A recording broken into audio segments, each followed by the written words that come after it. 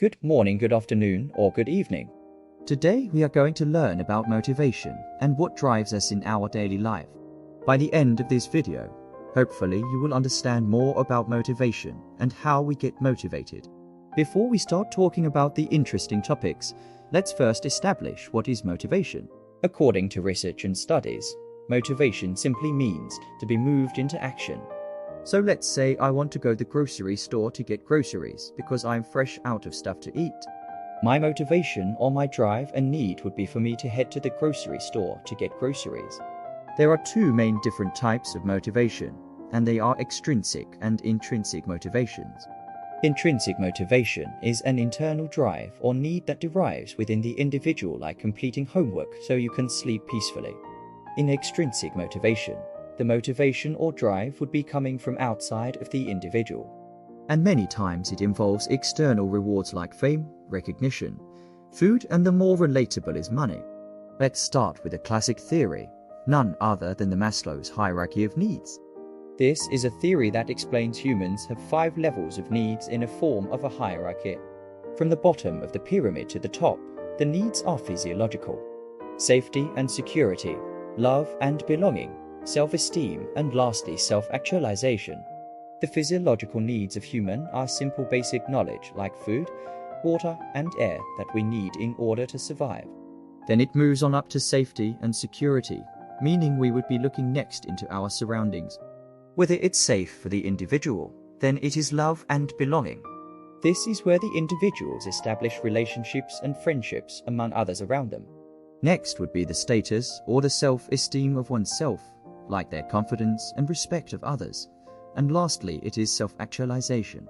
Not everyone is able to reach this goal where they think and believe they have achieved all the other levels, and reach this new higher status and fully utilizing their abilities and their talents, and have found the meaning of life and is able to live happily, like reaching nirvana or becoming enlightened. Alright, now that we've explored Maslow's hierarchy of needs, let's shift our focus to another intriguing theory, the drive reduction theory, proposed by psychologist Clark Hull. This theory delves deep into the physiological aspects of motivation. Imagine your body as a finely tuned instrument. Just like Maslow's theory, drive reduction theory addresses our physiological needs, those essential biological imbalances within us. There are 2 types of drives in this theory: primary and secondary drives. Primary drives are our main needs, such as hunger, thirst, lust, and such. Secondary drives are drives that are learned through conditioning, such as need for money or social approval. Take hunger, for instance. When we're not hungry, our body is in a state of homeostasis, a comfortable equilibrium. But when hunger strikes, this balance is disrupted. Suddenly, our body survives food, and this craving intensifies as time passes.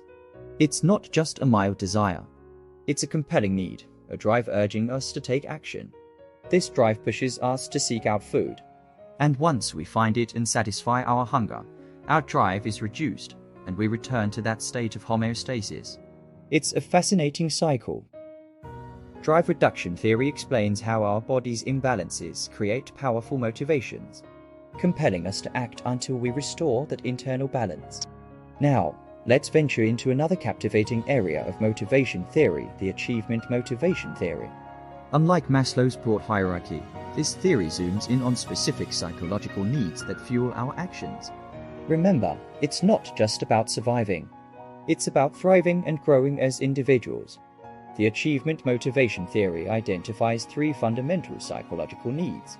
First, there's the need for affiliation, our deep-seated desire for social interaction and meaningful relationships. It's the warm feeling you get when you connect with others. Then, there's the need for power, the motivation to influence and control our surroundings, to make a difference. And lastly, the need for achievement.